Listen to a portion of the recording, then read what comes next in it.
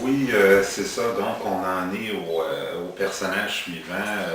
Moïse, c'est vraiment un personnage vraiment central là, du judaïsme et du monde judéo-chrétien dont on est originaire là, par Jésus-Christ. Jésus-Christ, c'est beaucoup de la Bible et tout ça.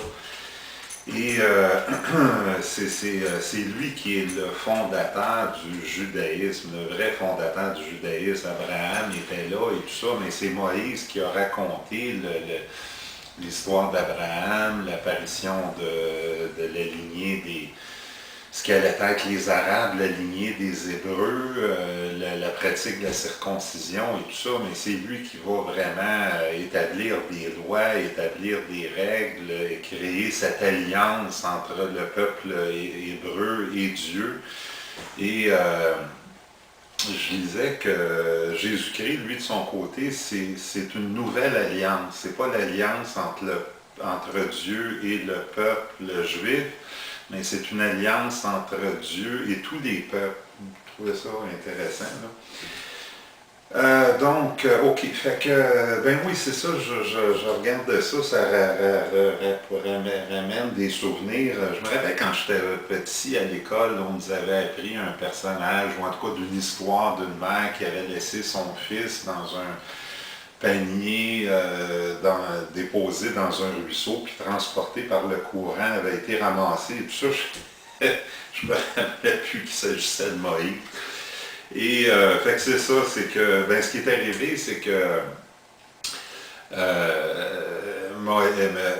ouais, c'est ça, les Juifs vivaient, étant en situation d'esclavage en Égypte. Probablement que les Égyptiens avaient conquis la Palestine, avaient amené avec eux des Juifs qui, pour leur... non, on ne peut pas dire que c'est pour leur pyramide, parce que non, ça ne marche pas.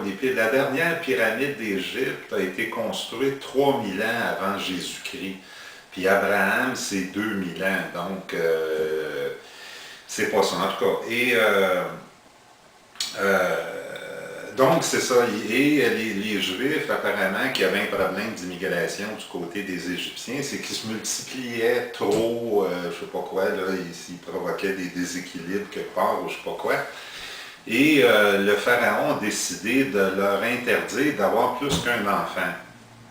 Et Moïse est vraisemblablement le deuxième enfant de sa mère, évidemment, et que n'ayant pas droit d'en avoir un deuxième, là, justement, là, laissé dans un panier, tout ça, et il va être, évidemment qu'il y a du merveilleux là-dedans, là, il va être recueilli par la fille du pharaon, et il va être élevé dans la cour pharaonique, whatever, royale du pharaon, et mais vraisemblablement qu'il savait qu'il était quand même juif, qu'il était d'origine juive, et à un moment donné, il va voir un des siens être maltraité par un Égyptien, et va se retrouver dans une altercation avec cet Égyptien, va le tuer, et s'en trouve évidemment condamné, il doit fuir l'Égypte. Et il pratique l'élevage jusqu'à l'âge de 40 ans, jusqu'à ce que Dieu vienne le voir. Probablement qu'il avait bénéficié d'une éducation et tout ça avec dans le temple des pharaons et tout ça. Peut-être qu'il y avait un avantage sur les autres et tout ça. En tout cas, fait que Dieu va lui demander de libérer son peuple d'Égypte, et lui assurant d'y donner un coup de main avec ça. Et de là, les fameux fléaux d'Égypte, pour ceux qui peuvent se rappeler de ça, Dieu aurait lancé des sauterelles à travers le pays qui touchaient les Égyptiens, mais pas les Juifs en tout cas. Et donc les Juifs vont se regrouper sous la direction de Moïse et réussir effectivement à fuir le pays. Et arrive devant la mer Rouge et de là, qui doivent traverser la mer Rouge pour se rendre à la terre promise, évidemment Israël, la Palestine d'aujourd'hui, donc de l'Égypte jusque-là.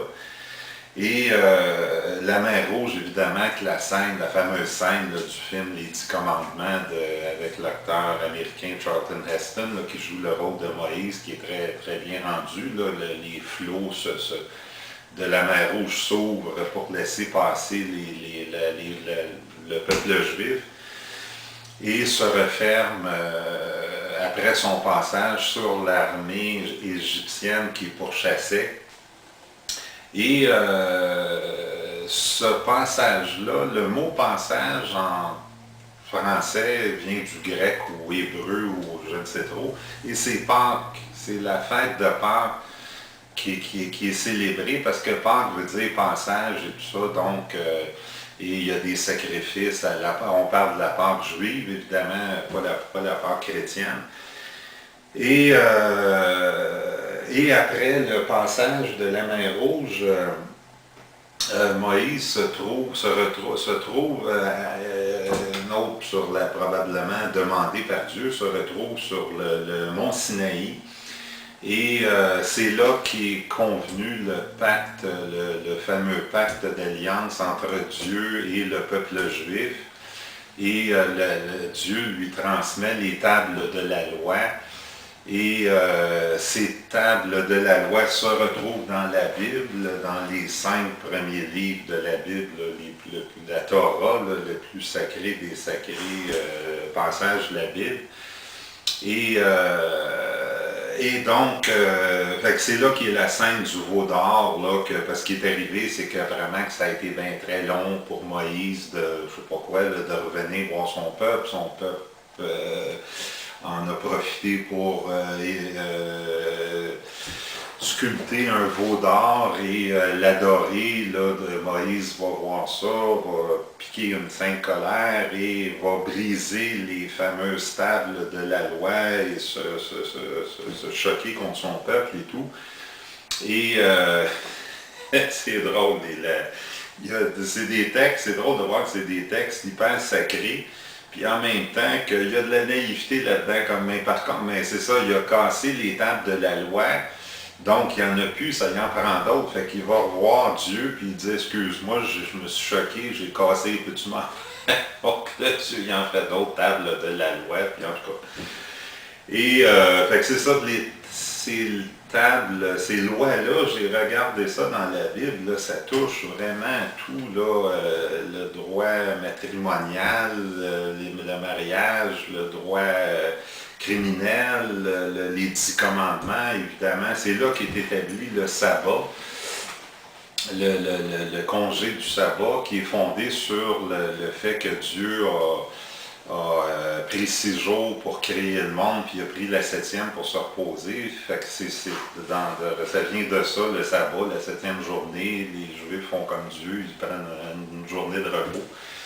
Et il y a aussi les idoles, on s'en prend contre les idoles. Ça, les monothéistes semblent avoir été beaucoup en lutte contre les idolâtres qui appelaient. Mahomet aussi, c'est l'histoire de la vie de Mahomet, de combattre ces gens-là. Et des dispositions sur le droit civil, le droit canon religieux, là, les prêtres, les célébrations funéraires, mariage, naissance, etc. C'est vraiment complet. Et donc, et ça, c'est ça, c'est le texte fondamental finalement, mais il faut comprendre que c'est oral, ça.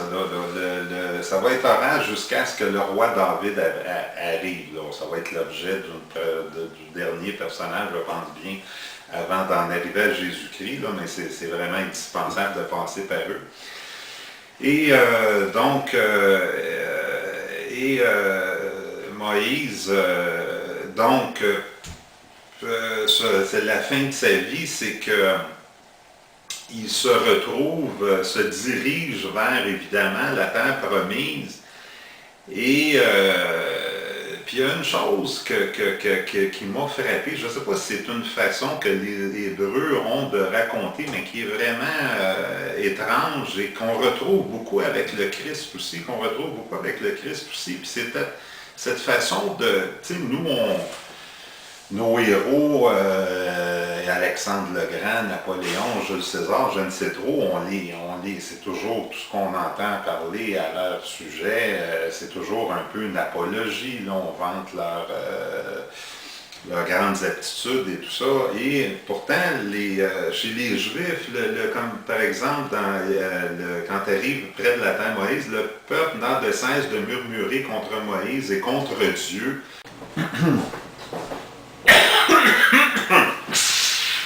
Ouais, c'est ça, il y a peut-être un petit saut, là, en tout cas. Et, fait que c'est ça, de parler contre, que le peuple parle contre Moïse et contre Dieu, répétant qu'au moins en Égypte, il vivait mieux, comme on va retrouver ça beaucoup dans la vie du Christ, c'est vraiment une façon spéciale de raconter les choses. Et en tout cas, donc, le Dieu est en colère de la réaction du peuple juif, va les obliger à marcher dans le désert encore 40 ans et va empêcher Moïse de pénétrer en Palestine. Mais Moïse ne pourra que voir la Palestine du regard. C'est comme ça se termine. Là. Après 40 ans, c'est Josué là, qui va pouvoir pénétrer dans la terre promise. C'est comme ça que c'est raconté.